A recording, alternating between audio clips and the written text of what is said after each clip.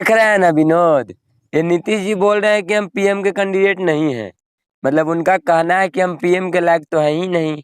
जब गांधी जी जब राहुल गांधी से दिल्ली में मुलाकात करने के लिए गए तो उनसे मीडिया वाले ये पूछ रहे थे कि सर आप पीएम कैंडिडेट बनिएगा। तो विनोद वो क्या बोल रहे पता है? वो बोले हम तो पीएम के कैंडिडेट हैं ही नहीं। हमारी 7 पार्टियां बिहार में एक इकट्ठा होकर सरकार बनाई है। जेडीयू, आरजेडी, सीपीआई, कांग्रेस सारे मिलकर अगर बनाई है हम पार्टी, तो पूरे भारत में सारी पार्टियां एक इकट्ठा होकर सरकार बनाएगी। तो जब मीडिया वाले पूछते हैं विनोद, कहते हैं उनसे कि आप एक चीज बताइए नीतीश जी, कि ये जो आप आम आदमी पार्टी है और जो ममता बनर्जी है और जो सपा है, ये भी क्या आपके साथ आएंगे? तो पता है विनोद क्या बोलते हैं नीतीश? बोलते हैं तो देखा जाएगा। अरे जिस जिस पॉलिटिकल को ये पता नहीं है कि कौन सा कैंडिडेट क्लियर नहीं हो कर पा रहे, पूरा देश हाहाकार मचा रहा था एक तरफ कि नीतीश कुमार पीएम का कैंडिडेट है, केवल ये जुबान को लेकर कि 2014 में जो थे वो 2024 में नहीं रहेंगे। बस ये एक वर्ड बोलने की वजह से उनको पीएम करार बना दिया ये मीडिया वाले। आप सोच सकते हैं कि अपनी जुबानों से नीतीश ने ये बोला है कि हम पीएम की कैंडिडेट के लायक नहीं है। उनका तो मतलब यही है ना विनोद। तो तू सुन रहा है ना विनोद, नीतीश क्या कह रहे हैं? तो आगे तो नीतीश क्या करेंगे वो तो पता ही है विनोद। वो तो घूम घूम कर देख रहे हैं ना विनोद, कि एक बार कोशिश कर रहे हैं विनोद कि अगर उनको मिल जाएगी चांस तो ठीक है, और नहीं मिला चांस ना विनोद तो रफा दफा ले चक्का हो जाएंगे। इसलिए संभल के विनोद। नहीं सुन रहा है? समझ में नहीं आया? ये मतलब है कि वो कोशिश कर रहे हैं कि अगर हम प्रधानमंत्री का उम्मीदवार बन गए तो ठीक है, और नहीं तो फिर से बीजेपी के रास्ता अपनाएंगे विनोद। इसलिए संभल के बिहार वाले। चलिए, ये वीडियो से मैं ये बताना चाह रहा था आपको कि नीतीश जी ने क्लियर कर दिया है कि वो पीएम कैंडिडेट नहीं बनना चाहते हैं। वो पीएम का कैंडिडेट नहीं है। उनका सिर्फ मकसद है कि सारी पार्टियां एक साथ होकर मोदी से के खिलाफ में चुनाव लड़े और मोदी के जो विपक्ष में खड़ा होकर एक मजबूत सरकार बनाए। और उनका ये सपना है कि ये जो बिहार है ना, वो बिहार बदहाली के रास्ता पे तो पता ही है कितना दूर तक पहुंच चुका है वो, और इतना दूर पहुंच जाए जिसको आने में बहुत टाइम लग जाएगा।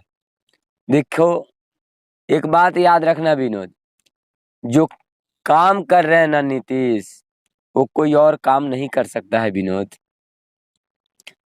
इधर आओ, इधर आओ, तुम्हें दिखाते हैं। अरे आओ तो सही। ये देखो, इसमें जो देख रहे हैं ना लोग, वो भी विनोद तुम्हारे जैसा ही है। समझ रहा है? वो लोगों को भी पता नहीं चल रहा है कि ये देश में हो क्या रहा है। क्या सच में नीतीश सरकार और नीतीश कुमार ही बनेंगे प्रधानमंत्री? लेकिन एक बात तो क्लियर हो गया है विनोद, कि जब से नीतीश कुमार ने बीजेपी में का दामन छोड़ा है, उस समय से समझ लो विनोद कि साला एकदम हाहाकार मच गई है सारी पार्टियां में। अलग अलग तरह की रैलियां हो रही हैं, अलग अलग तरह का आंदोलन किए जा रहे हैं। कांग्रेस भी एक्टिव हो गई है, राहुल गांधी से मिलने गए हैं, जोश भर दिए हैं उनको में। अब लगता है कि कुछ बदलाव, कुछ न कुछ तो होने वाला है। लेकिन देखिए, एक चीज हम बता रहे हैं आपको, ये जो मोदी सरकार का अग्निपथ योजना है, इसमें ऐसे नौजवानों का कमर तोड़ा है जो एक बयान नहीं कर सकते हम। एक लड़की थी, आपने शायद एक एकेडमी चलाता है एमपी में, इंदौर एकेडमी। और वो इंदौर एकेडमी का मैंने की वीडियो देखा, वो लड़की ये 2-2 एडमिट कार्ड ले रखी थी अपने हाथों में, और ये बता रही थी कि आखिर हमारा इसमें गलती क्या है।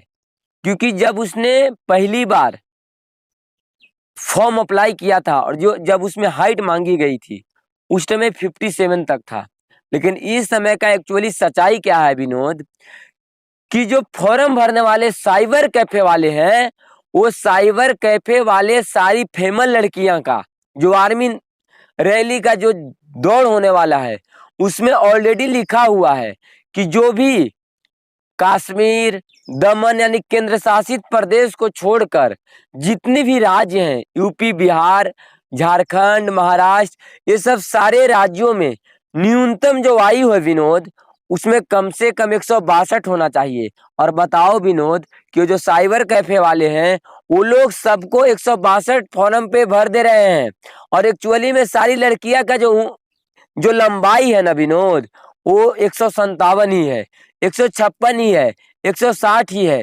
159 ही है। 162 वाली लड़कियां तो है ही नहीं विनोद, बहुत कम है। लेकिन साइबर कैफे का एक बिजनेस है 100 रुपया वाला विनोद, ये मोदी का तो बातें छोड़ो विनोद, ये जो 100 रुपये के चक्कर में लड़कियों को गुमराह कर रहे हैं विनोद, वो लोगों के बारे में क्या कहना चाहता है, कमेंट सेक्शन में लिख कर बताओ विनोद। वो नीतीश का तो तुम बात ही छोड़ दो। और साथियों, हमारा यूट्यूब चैनल सब्सक्राइब कर लीजिए और शेयर कीजिए। साथ ही साथ जो नेक्स्ट वीडियो हमारा आने वाला है वो है मोदी को लेकर।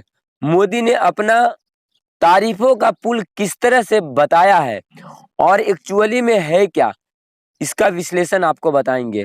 बहुत सारी ऐसी सच्चाई है जो मोदी ने सही बताया है, और कुछ ऐसे भी वादे हैं जिनको मतलब झूठा करारा दिया गया है। लेकिन एक्चुअली में उन्होंने एक और चीजों पर गौर किया है, संसद भवन में उन्होंने एक चीज क्लियर किया है कि आखिर जो ये विपक्ष है और जो कांग्रेस है इसको सिमटने का राज क्या है। अगर वो चीज जानना चाहते हैं तो इस चैनल को सब्सक्राइब कर लीजिए, और हमारे वीडियो अगर अच्छा लगा तो लाइक भी कर दीजिए। बाकी जय हिंद, जय भारत।